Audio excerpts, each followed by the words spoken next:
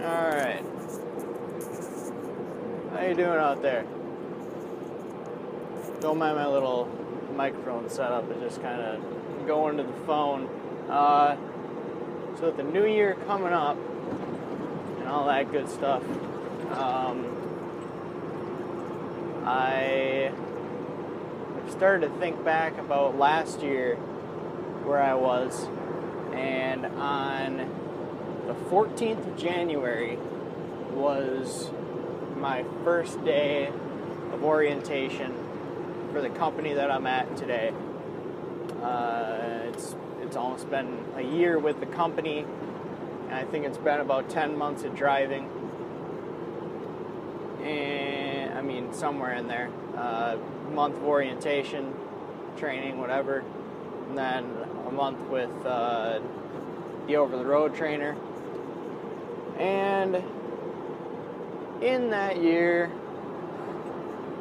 done a lot, seen a lot, carried some cool stuff, carried some weird stuff, got bored of carrying some stuff, all sorts of good stuff. But the one thing that I figured I should make a video about is how my first year went. I mean, I'm not totally done with it yet. The contract that I have with my company is for 120,000 miles, and I checked how far along I was last night. Just, you know, every here and there I'll check up on it and see where I'm at, and I don't really care where I'm at necessarily because I don't really have any plans of going anywhere anytime soon, but I figured I'd check just for good old time's sake. And turns out that I am 5,000 miles away from having 120,000 miles under my belt, which is pretty interesting because that means by the next time I come home, I will be out from under my contract, and I'll have my CDL free and clear. And I mean, it's kind of a cool feeling, I guess, because most people in my class didn't make it this far. Most people statistically don't make it this far. They quit within, like the first couple of months, and then the herd gets thinned out at 6 months, and then at a year it's like 100% driver turnover rate or something like that. So to make it almost a full year here is actually against the odds or whatever. But yeah, the first year, all everyone tells you about your first year is you are going to work hard, not get paid, and not be home. And there is truth to all of those things in some way, shape, form, or fashion. Work hard, you better believe it. It's not the hardest work of all time by any means. Before this, I really did work hard for real. 50 to 60 hour weeks in a factory doing shift work. So 1 week you're on days, next week you were on nights, and all that good stuff. And that sucked. That sucked royally. And to come... What are you doing? I don't like that. Huh. Okay, that dude's weird. Doing something weird. So to come from that to this, to me, made this very easy. Very easy. This... I don't know. It's not hard work at all to me. I mean, you're sitting down most of the day, and you put in the work for literally like an hour every day. We'll call it 2. You're actually putting in like hard work 2 hours every day if you're a flatbed driver, and that's if you pick up and unload every single day. That's the hardest you're gonna work, is like 2 actual hours a day. Other than that, you're just kind of cruising around and looking at whatever the heck is out the windshield. Most of the time, idiots, as we seen before, but got used to that too. So they say you're going to work hard. You're going to work hard. It's not going to be horrible. The hardest part about this job is maintaining your mental sanity and not becoming bored, because sometimes you do have to sit and wait, and sometimes you are driving over the most boring part of the country, and you just got to stay sane and make it through it. But most of the time it's pretty interesting, and you're seeing new stuff most of the time. Sometimes you get in weird little situations that I personally think are pretty fun. Like a lot of people complain about the East Coast and being in places that are too tight for a truck to actually fit in, and I enjoy that more than anything, because it's a little bit of a challenge. It's not just easy, you know. And I don't really care for easy things all the time. I mean, it's nice sometimes when you just want to break, but not all the time. So you're gonna work hard, you're not gonna get paid, and you're not gonna be home. The you're not gonna get paid part, that part is kind of true in a weird way. That's nice. I mean, the thing about it is it's your first year, and you are at the bottom of the totem pole. And for the first 6 months, you aren't going to get amazing loads. You're not going to get stuff that is any bit interesting at all. I mean, it's usually pretty normal stuff. And then after that, you get longer loads. You get, I mean, I'm just speaking on behalf of my company, but I guess that's what I've seen is like, or that's how my experience was, you know, first couple of months, kind of getting the short runs, nothing interesting, steel, lumber, and that's about it. And then after that, you're getting like nothing under like 600 miles, which is great. But yeah, you're not going to get paid. I mean, that seems to depend on where you go, and it seems to depend on who your dispatcher is. Like there's so many moving parts that if one of them's not in line, it can really affect your money. But somehow, some way, I jumped into this and basically hit the jackpot of all time. I don't know what the heck happened. Like, I got a good company. I got a good dispatcher. I mean, the loads that I get are reasonable. They pay well. And just to give you an idea of what I'm talking about is, in my first year, if I hadn't bought anything that I wanted to buy, like you know, if I just saved my money straight, just flat out saved it, I would have made like probably somewhere in the neighborhood of $16,000 in cash. And we're not talking about like just like that's what I got paid was $16,000 for the whole year. That would be atrocious. I'm talking about in my bank account, there would have been $16,000, something like that.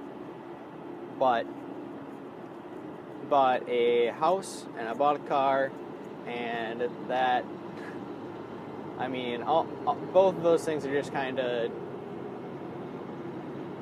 weird investments sort of situations. I don't know, but car not so much. I'll admit that, but the house definitely is more of an investment thing. I'd rather pay myself than pay someone else to, have a spot to live at. But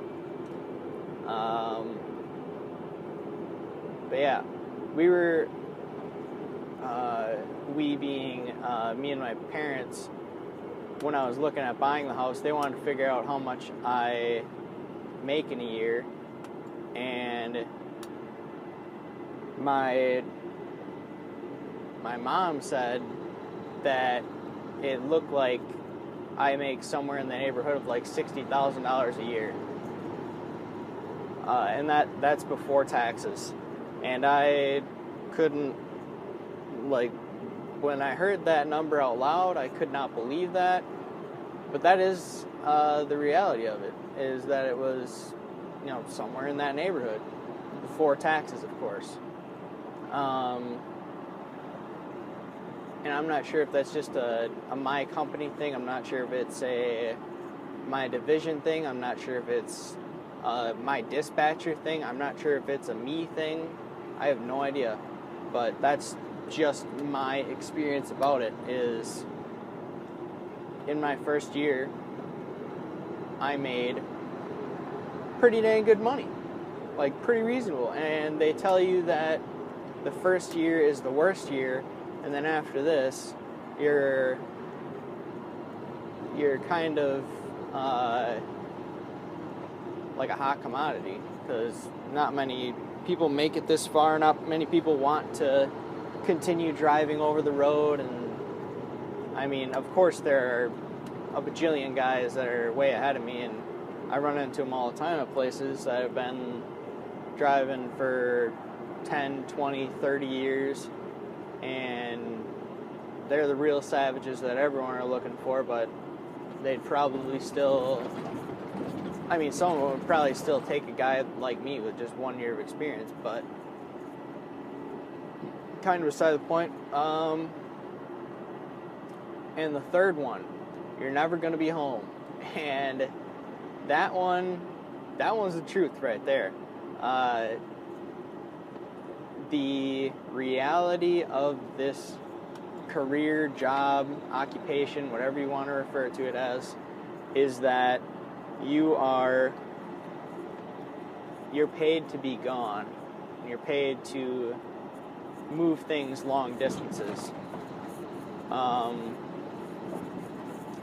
Normally, I stay gone for 3 weeks. I don't like to do less than 3 weeks. I found that 3 weeks is kind of just what I like to do.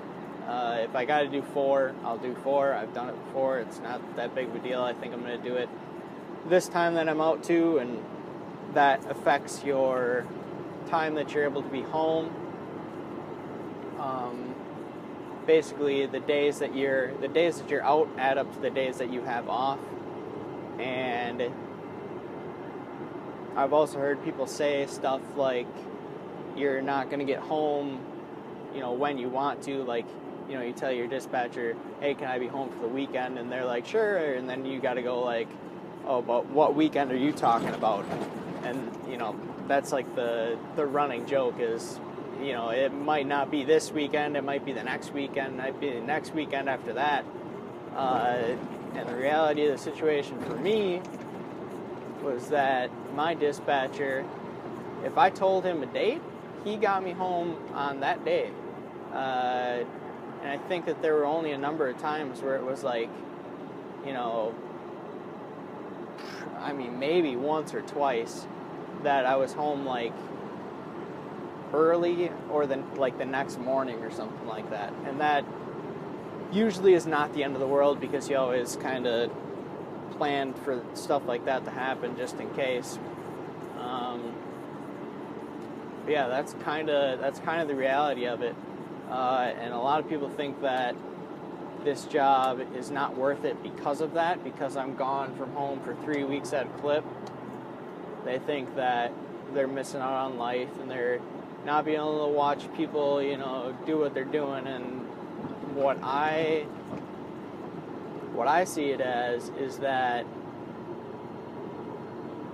right now, everyone is just home doing what they're always doing. Like they're just going to work and coming home, chilling out, having dinner, and just living life. Really, they're just living day to day. And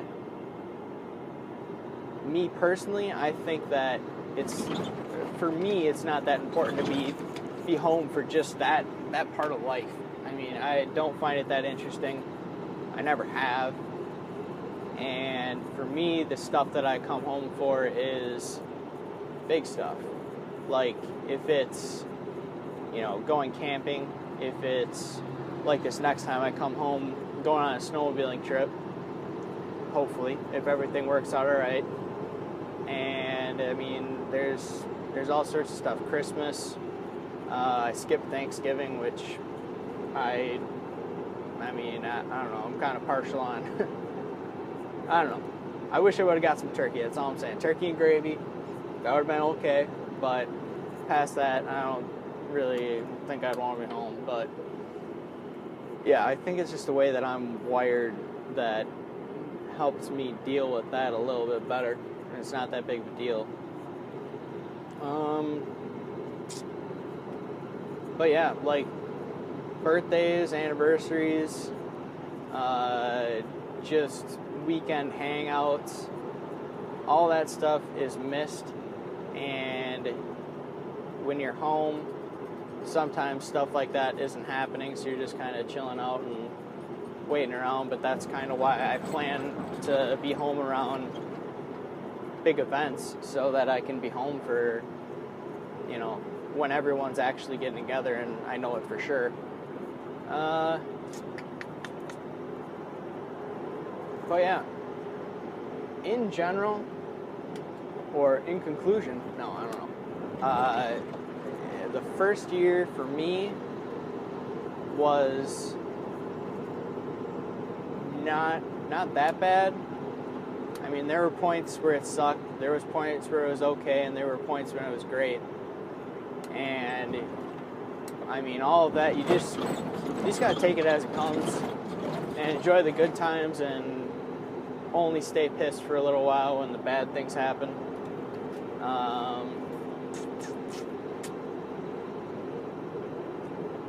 I don't know.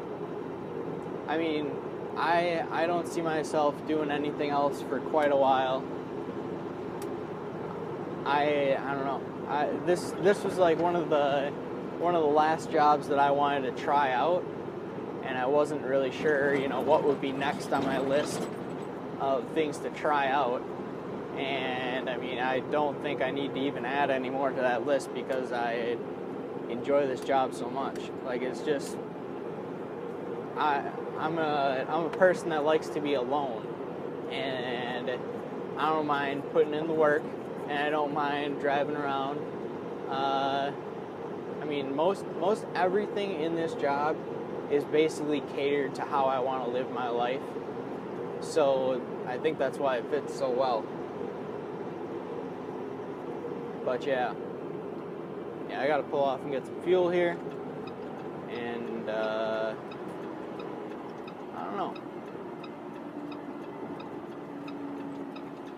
don't know.